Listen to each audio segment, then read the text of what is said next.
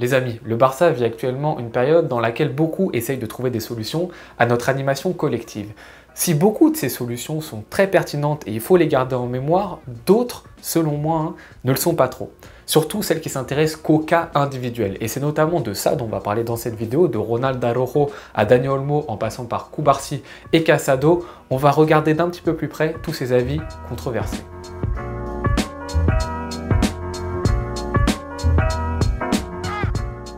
Mesdames et messieurs, j'espère que vous allez bien. Avant de commencer les 5 points de cette vidéo, on remet un petit peu dans le contexte. Ce qui s'est passé, c'est donc le match Barça-PSG qui a suscité bon nombre de réactions. Voilà, sur les réseaux sociaux, en commentaire des vidéos, beaucoup de gens ont commencé à donner leurs avis à droite à gauche, on l'a dit, sur des solutions collectives, mais aussi individuelles. Alors ce qui s'est passé, c'est que moi j'ai sorti 2 vidéos qui abordent l'animation collective du FC Barcelone. J'ai vu beaucoup de commentaires, il y en a certains avec lesquels je ne suis pas trop d'accord, beaucoup qui ont été très intéressants et qui m'ont d'ailleurs permis de voir des choses que je n'avais pas vues. Donc un grand merci pour ça et c'est très bons commentaires. Et d'autres aussi qui ont été bons, mais avec lesquels je ne suis pas d'accord. Et l'objectif de cette vidéo, c'est de revenir un petit peu là-dessus et surtout de revenir sur une grosse partie des commentaires qui sont présents sur les réseaux sociaux. Donc qui ne viennent pas forcément de mes vidéos, mais des avis que je lis à droite à gauche, que je trouve un petit peu des avis simplifiés. Alors je tiens à le dire dès le début de la vidéo, ce que je vais présenter c'est mes avis personnels, donc forcément il y aura des désaccords, donc en commentaire, on se calme et on discute dans le calme.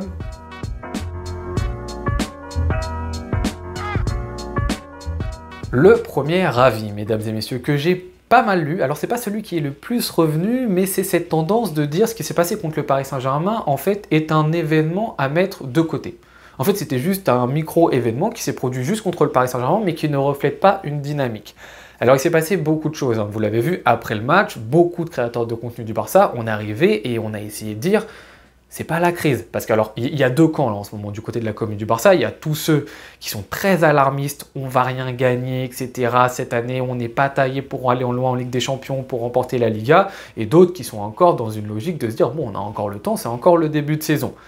Ça, moi, je ne peux pas contrôler la personnalité des gens. Dans la vie, il y a des gens qui sont plutôt optimistes, d'autres qui sont plutôt pessimistes. Je ne peux pas contrôler ça. Moi, je suis plutôt optimiste. Je l'étais même déjà l'année dernière quand on avait du retard sur le Real Madrid. J'y croyais encore. On y est arrivé jusqu'au bout. Mais ce qu'il faut se dire, c'est que encore une fois, il ne faut pas être trop dans un camp et trop dans l'autre. Voilà, beaucoup de gens sont là en train de se dire c'est mort, on ne gagnera rien. On le répète, on l'a répété énormément de fois, mais on le répète une nouvelle fois, on n'était que sur la 2e journée de Ligue des Champions, on n'était que début octobre. Donc, il ne faut pas non plus totalement s'alarmer, mais aussi de l'autre côté, de dire uniquement c'était contre le PSG, etc. Ça n'a aucun rapport avec notre équipe, ce qu'on a vu, c'est pas représentatif. C'est, je trouve aussi, un petit peu se voiler la face, malheureusement. Parce que oui, quand même, ce qu'on a vu contre le Paris Saint-Germain, ça met en évidence des points qu'on avait déjà remarqués précédemment. Et ça les met d'autant plus en évidence. Pourquoi? Parce que le Paris Saint-Germain est la meilleure équipe d'Europe. Donc forcément, tes défauts, ils sont encore plus visibles quand en face de toi, tu as une adversité de ce niveau. Mais juste simplement de dire « Ah, mais ce qui s'est passé contre le PSG, en fait, ça ne reflète pas vraiment le niveau du Barça », il faut faire attention. Parce que certains patterns des éléments collectifs qu'on a vus sont des choses qu'on avait déjà remarquées précédemment. Donc pas rentrer dans la surinquiétude, mais dans l'analyse simplifiée de dire « Ah mais en fait, il ne faut pas du tout s'inquiéter, ce qui s'est passé contre le Paris Saint-Germain, ça ne va pas se reproduire dans le futur et il ne faut rien du tout changer, rien ajuster », c'est je trouve un petit peu une facilité.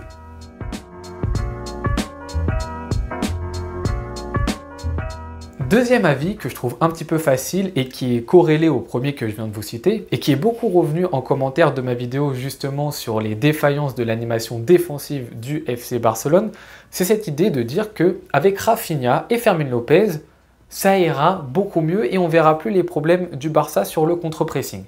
Alors je suis d'accord avec vous sur le fait de dire qu'avec Rafinha et Fermín López, ça s'améliorera. Tout simplement parce que Rafinha, il est plus au fait et il arrive mieux à le faire qu'un Rashford pour l'instant. Et parce que bien évidemment, Fermín López, surtout par rapport à ce qu'a montré Dani Olmo dernièrement, montre qu'il est beaucoup plus en capacité d'engager un contre-pressing, un pressing que Dani Olmo qui à certains moments vraiment a la tête autre part. Mais je trouve que la facilité de dire avec ces 2 joueurs-là, hop, d'un coup de baguette magique, on verra plus les défauts, ah bah c'est trop facile. C'est beaucoup trop facile. Pourquoi ? Parce qu'on les a déjà vus précédemment, ces défauts, et il y avait déjà du Rafinha sur le terrain, et il y avait déjà du Fermín López sur le terrain. Pourquoi? Parce que dans tous les cas, les joueurs vont répondre à la demande d'Hansi Flick.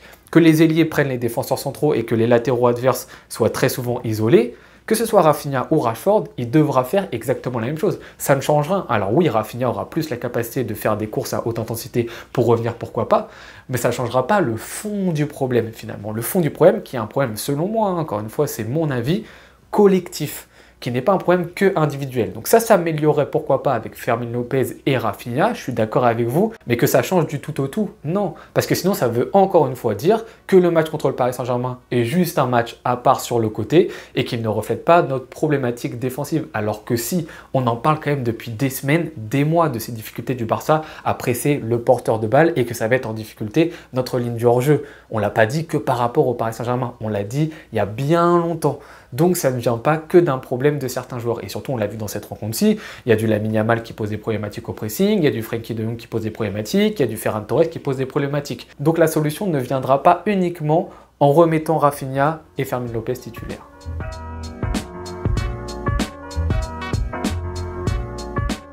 Troisième avis que je trouve un petit peu facile, et c'est celui qu'on voit le plus finalement, c'est l'avis sur Dani Olmo. Dani Olmo n'a pas le niveau pour le Barça, Dani Olmo doit être vendu cet hiver. Il y a des points sur lesquels je suis d'accord avec vous. Bien évidemment, Dani Olmo, depuis la fin de la saison dernière et ce début d'année, c'est décevant. Je ne vais pas vous contredire là-dessus. Mais je trouve qu'encore une fois, on tombe dans la facilité de tirer sur une individualité. Alors que Dani Olmo, si on se souvient bien, les 30 premières minutes du match contre le Paris Saint-Germain, il est plutôt intéressant dans les relais. Il est plutôt intéressant même dans les phases de construction et de contrôle du ballon. Il ne faut pas totalement l'oublier. Mais après, je suis totalement d'accord. Dans l'engagement, dans l'intensité, dans le contre-pressing, même sa frappe du milieu de terrain qui donne le 6 mètres, qui va donner le but, il y a des attitudes qui sont vraiment pas bonnes du côté de Dani Olmo. Mais ne tombons pas dans la facilité juste de tirer sur un joueur qui est dans le dur. En plus de ça, on est des supporters. On se doit d'accompagner nos joueurs. Alors attendons un petit peu. On n'est que début octobre. Dani Olmo, quand il est à 100%, c'est un vrai plus pour une équipe. Un vrai plus. Un joueur qui fait la différence. Un joueur différentiel. Et là, le problème, c'est qu'on est début octobre et qu'on tire déjà sur lui en se disant c'est fini sa carrière au Barça, alors qu'il peut encore apporter. Alors je suis d'accord, le Barça n'est pas un club qui peut se permettre d'attendre 2 ans, 3 ans. Quand bien même on l'a fait pour bon nombre de joueurs. Mais autant attendre la fin de saison. Alors, on attend de la fin de saison et on voit pour Dani Olmo. Mais essayons entre-temps de l'accompagner et pas de lui tomber dessus. Essayons de lui dire et de le remettre en forme et en tant que supporter, lui redonner de la confiance. Parce que, encore une fois, je me répète, quand il est à 100%, il est très intéressant. Et je répète, dans ce match, il y a beaucoup d'individualités qui n'ont pas vraiment été au niveau. Alors, on tombe sur Dani Olmo parce que lui, il est sur une séquence de matchs où c'est compliqué, surtout contre les gros. Contre les gros, c'est vraiment, voilà, je deviens un fantôme. Mais il y a d'autres joueurs aussi qui n'ont pas été au rendez-vous. Et quand tu as un collectif dans sa globalité qui prend l'eau, bah, c'est aussi difficile de t'en sortir. Même si on pourrait dire et argumenter sur le fait que normalement, les grands joueurs arrivent justement à porter un collectif. Mais donc, je suis d'accord sur le fait que ce soit décevant Dani Olmo, mais de là à l'enterrer tout de suite début octobre, soyons encore un petit peu patients s'il vous plaît là-dessus.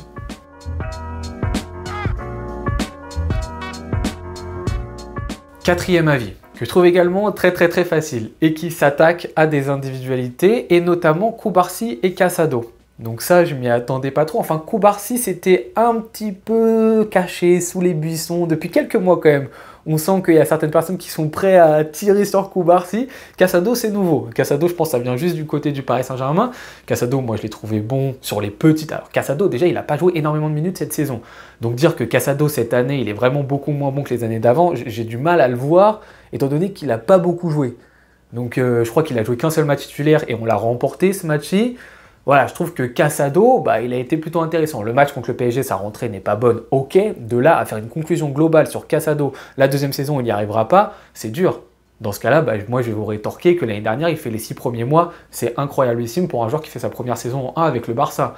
Donc, qu'est-ce qu'on fait? Le jour où on le met à la poubelle, Casado? Non, Casado peut être une solution intéressante. Encore plus si on revient en 4-3-3 avec une pointe basse, en attendant que Bernal retrouve un certain niveau. Gardez ça en tête. Mais enterrer Casado tout de suite, voilà, je trouve ça très dur. Mais surtout Cubarsí. Cubarsí, ce qui se passe, c'est qu'il y a des gens, on va en parler juste après, qui attendent de mettre leur joueur titulaire. Ouais, c'est Barcelone. Du coup, ils regardent les autres défenseurs centraux, et dès qu'ils font des petites erreurs, ils sont prêts à leur tirer dessus. Cubarsí, c'est vrai que sur la fin de saison dernière, on voyait un petit peu plus de fragilité, et en ce tout début de saison, ouais, il y a des moments où il a été aux abonnés absents. Le but contre le Paris Saint-Germain en point d'orgue, où c'est une grosse erreur de sa part. Mais une nouvelle fois, on s'en prend à une individualité qui est juste la conséquence d'une inaction, d'une inefficacité, d'une animation collective, défensive. Comme je vous l'ai dit dans la vidéo dans laquelle je dissèque les buts, bien évidemment que Koubarsi fait une erreur. Je ne suis pas là devant vous à vous dire contre le Paris Saint-Germain, non, Koubarsi, il n'est pas fautif. Il l'a fait l'erreur. Mais si le pressing il est bien fait au départ, il n'y a jamais le moment où il fait cette erreur-ci. Donc à son niveau, il ne doit pas la commettre.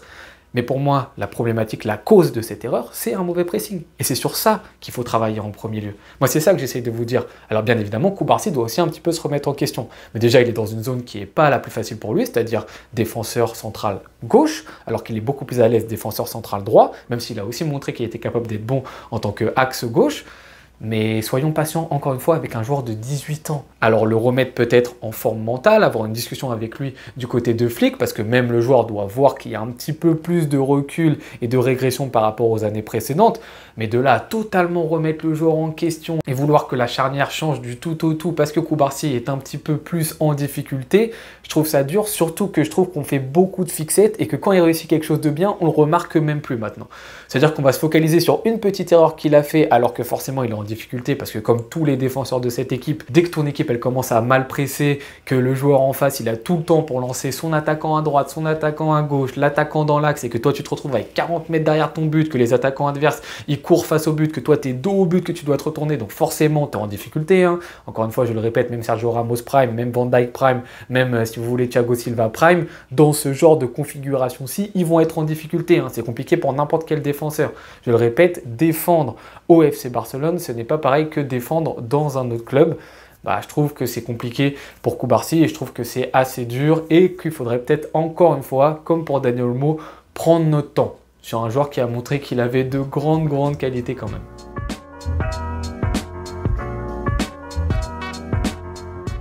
Et ce quatrième point était une parfaite transition pour le dernier point qui est bien évidemment le retour, l'appel au retour pour beaucoup de Ronald Araujo. Ronald Araujo fait partie des joueurs qui ont les plus grosses communautés au Barça. Vous savez, il y a certains joueurs, ils ont vraiment des camps avec eux. De Jong, il a un camp, Rafinha, il a une équipe, Ronald Araujo, c'est un joueur, il y a beaucoup de gens sur les réseaux sociaux qui sont autour de lui. La problématique de ces gens-ci, c'est qu'ils aiment bien disséquer toutes les erreurs des autres défenseurs et leur tirer dessus dès qu'ils ont l'occasion. Donc pour ça que je parlais de Koubarsi, généralement quand vous regardez les photos de profil des gens qui tirent sur Koubarsi, il y a un petit Ronald Araujo sur la photo de profil, bizarrement. Et donc il est en train de sortir en ce moment, pour solutionner les problèmes défensifs du Barça, Ronald Araujo doit redevenir titulaire du Barça bien évidemment. Alors tout d'abord, il y a un truc qu'il faut, je pense, un petit peu commencer à comprendre, c'est que le Ronald Araujo, qui était le Ronald Araujo au niveau de la BAC et même au tout début de Xavi, etc., sur la fin de Koeman, c'était dans un Barça qui défend avec une animation qui est totalement différente que celle qu'on a actuellement. Et ça, j'ai l'impression que des fois, on l'oublie un petit peu. On se dit, ah mais en fait, Ronald Araujo, il a ce niveau-ci, le niveau de la BAC, et on a juste à le prendre, et à le transposer et le mettre là. Et il aura exactement le même niveau. Alors non. Simplement parce que ce n'est pas la même défense. Je vous le dis souvent même avec le gardien, quand Johan Garcia est arrivé, je vous ai dit, ça ne va pas être le même job qu'il va avoir à faire. Entre l'Espagnol Barcelone et le FC Barcelone, ce n'est pas le même job. C'est un gardien, pourtant c'est un gardien, hein, mais ce n'est pas le même travail. Là, il va avoir 2-3 arrêts dans le match à faire. Et les arrêts, ça va être des 1 contre 1, dans lesquels l'attaquant va avoir tout un espace pour essayer de marquer et de tirer. Pas du tout pareil que quand tu étais à l'Espagnol Barcelone, que tu avais une défense totalement regroupée dans ta surface, qu'il y avait beaucoup de densité pour les attaquants adverses qui étaient en difficulté. Ce n'est pas la même chose. Pour un défenseur du Barça, c'est pareil. Que tu sois défenseur par exemple à l'Atlético de Madrid ou au Barça, ce n'est pas le même métier. Et Ronald Araujo était très bon dans une certaine animation.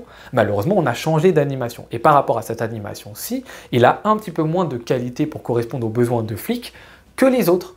Alors bien évidemment, est en train de revenir l'idée de se dire, et je le vois beaucoup, un défenseur, avant tout, ça doit défendre, il faut arrêter avec ce délire de mettre que des bons relanceurs. Je peux un petit peu le comprendre, mais la problématique, c'est si on regarde bien Ronald Araujo, en termes de duel, allez, ok, je vous le donne un petit peu, il est peut-être au-dessus des autres. Ronald Araujo, il est là, allez, par rapport aux autres. Ok, maintenant c'est important dans le système de Flick quand même la relance, hein. On ne va pas commencer à dire que c'est pas important. Mais je vous le concède, je ne suis pas trop d'accord, mais allez, je vous le donne. Il est là, Ronald Araujo. Le problème, c'est que si on regarde ici, là, sur la relance, les autres, ils sont là, Ronald Araujo, il est là. Donc, si on fait le cumul des deux, ok, Ronald, il a une petite avance ici, mais là, il y a un gap. Donc, en fait, si tu fais l'addition des deux, tout simplement, Ronald Araujo, il ne doit pas être forcément là, dans un premier temps. Alors, si l'animation, un jour, du Barça change, Bien évidemment qu'on pourra remettre Ronald Araujo, parce que moi, Ronald Araujo, je pense que s'il est dans une autre équipe, par exemple un Atlético Madrid, il performera très bien. Moi, je pense et je continue à penser que c'est un joueur qui peut être très intéressant dans les 1 contre 1, en couverture, en duel. Il peut être bon, Ronald Araujo. Mais là, je parle Ronald Araujo dans le système de flic du Barça. C'est de ça dont je parle. Et quand on me dit toujours Ronald Araujo, oui, mais dans les duels, il est solide, il se trompe pas, c'est top, top, top mondial.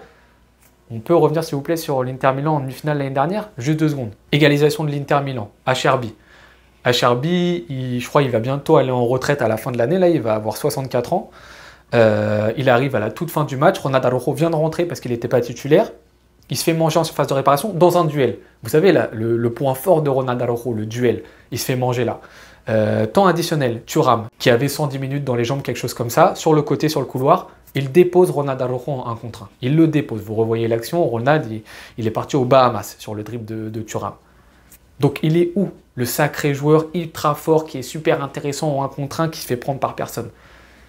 Je sais pas trop. Et encore une fois, ces commentaires, ils viennent après le Paris Saint-Germain. Et là, encore une fois, je trouve qu'il y a beaucoup de gens qui oublient ce qui s'est passé contre le PSG qui, à l'époque, était beaucoup moins fort il y a 1 an et demi collectivement que maintenant. Peut-être plus fort individuellement, beaucoup moins fort collectivement.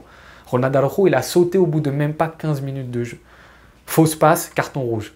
Avec un pressing qui était beaucoup moins fort. Mais imaginez juste 2 secondes Ronald Araujo face au PSG qu'on a eu mercredi soir.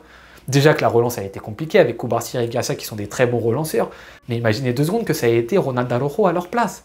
Imaginez juste un peu. Peut-être que dans certains duels il aurait été plus présent, mais le nombre de ballons qu'on aurait encore plus perdu avec lui, ça aurait été incalculable. Donc je me répète, Ronald Araujo n'est pas un mauvais défenseur intrinsèquement. C'est juste que pour l'instant, il n'est pas totalement adapté au style de Flick. Si Flick change son animation, peut-être que Ronald pourra réintégrer cet effectif-ci. Mais pour l'instant, il n'a pas vraiment le niveau. Si Ronald aussi s'améliore, parce que c'est possible qu'il s'améliore, il a montré des progrès. Attention, hein, sur la capacité justement à bien s'aligner. Au tout départ, il partait tellement bas aussi. Mais sur sa capacité à s'aligner, il s'est nettement amélioré. Donc gérer le hors-jeu, ça a commencé à réfléchir, c'est bien. Essayer de jouer collectif, c'est bien. Maintenant, la qualité des pieds, mon petit, ça va pas. Et la problématique, c'est quand on a fait appel à lui en demi-finale de Ligue des Champions, il n'a pas répondu présent. Et c'est pas que sur un seul match. Donc oui, on peut remettre en question certains joueurs. Je sais que Eric Garcia, les gens là, ils aiment bien se dire, souvenez-vous, Eric Garcia avant Girona, le niveau qu'il avait. Cubarsí, il fait des petites erreurs. Les gens, ils sont là, ah, regardez Cubarsí, Christensen, il se blesse souvent. Oh, regardez Christensen, il se blesse. Ça, c'est tous les supporters de Ronald. Ils sont là, ils essaient de regarder la petite erreur du défenseur central pour placer leurs joueurs. Mais sauf que si tu fais le comparatif de tout, pour l'instant, ceux qui ont les faveurs de l'entraîneur, c'est d'autres joueurs. Ce n'est pas que Ronald Araujo. Ne l'enterrons pas totalement. Ronald Araujo peut être en plus très bon, je pense, contre des équipes moyennes de Liga, même des bonnes équipes de Liga. Mais maintenant, il y a Ronald Araujo face aux grandes équipes européennes qui savent très bien presser et te mettre en difficulté. C'est ça qu'on essaye de viser. Une charnière centrale qui est capable de s'adapter à ce genre d'équipe. C'est pas une défense centrale qui est capable de s'adapter au Valence FC. C'est pas ça que je cherche, moi. C'est une équipe et une défense qui peut, dans son animation, être bonne face à une grande équipe. Est-ce que Ronald Araujo peut s'intégrer là-dedans? Personnellement, j'ai des gros doutes. Les amis, comme j'ai dit en introduction, je suis sûr que beaucoup de gens ne vont pas être d'accord avec ce que je viens de dire. Je suis bien au fait de ça. L'objectif, c'est d'en discuter tranquillement aux commentaires et je peux avoir tort. Je l'accepte totalement. Je peux avoir tort et peut-être que dans 3 mois, Ronald sera titulaire indiscutable de ce Barça avec Flick, avec la ligne du hors-jeu magnifique et je m'excuserai platement pour ce que j'ai dit. Mais à l'heure actuelle, voilà, j'ai du mal à croire et surtout ne pas croire à tout ce que j'ai dit parce que je considère que c'est important soit de laisser du temps à certains joueurs qui sont un tout petit peu dans le dur, soit d'essayer de croire plutôt en un réajustement collectif plutôt que de tirer facilement sur des individualités. C'est mon avis, n'hésitez pas à me donner le vôtre en commentaire. Je vous remercie beaucoup d'avoir regardé cette vidéo jusqu'au bout. Je vous souhaite très bonne journée ou bonne soirée en fonction de quand est-ce que vous la regardez. À tout bientôt. Ciao.